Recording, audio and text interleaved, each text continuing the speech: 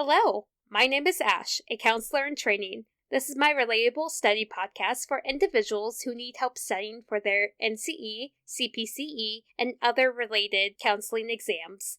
I'm going to go through many questions from multiple resources and make the answers relatable to both you and me. So get your listening ears on and let's get studying.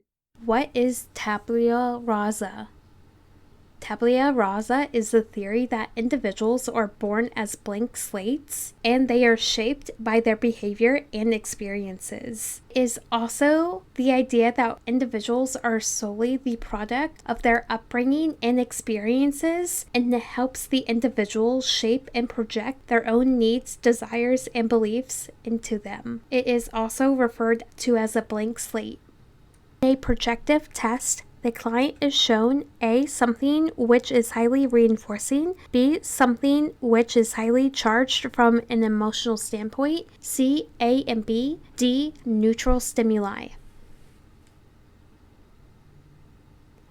The answer is D. In a projective test, the client is shown a neutral stimuli. The best example of this would be the Rockshire ink blot test, where individuals are shown ink blots, and it reveals an individual's subconscious thoughts and personality traits, and they describe what they see with these ink blots. That is a neutral stimuli to a projective test. What is a target behavior? A target behavior is the specific behavior that is identified for change in counseling or behavior modification. For example, aggression is a targeted behavior that needs change, especially in young children. Being able to use conditioning or behavioral therapy can help reshape that behavior into something less aggressive. A client who is court-ordered for substance abuse treatment is resistant to change and non-compliance with her treatment plan. How would a Gestalt therapist address the client's resistance? A. Investigate and identify the client's boundaries disturbance, such as interjection and reflection. B. Focus on the client's irrational or self-defeating behaviors, such as awfulization. C. Examine the client's unhealthy life position of I'm not okay, you're not okay. D. Seek to transform a failure identity to a successful identity.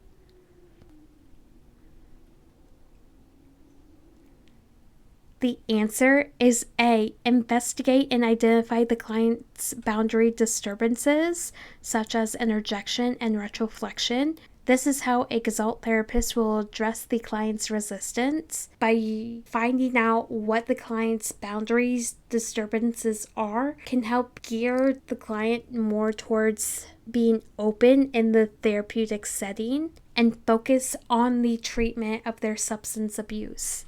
What is a task-oriented group? A task-oriented group is a group that is formed to achieve a specific goal or complete a project, and it is the combination of structured, adapted group processes, tasks, or activities that is aimed at fostering change and or the adoption in individuals with acute or chronic illnesses that focus in on achieving that task, activity, and group process. That is all 5 questions for this episode. Thank you for listening. Keep calm and study on.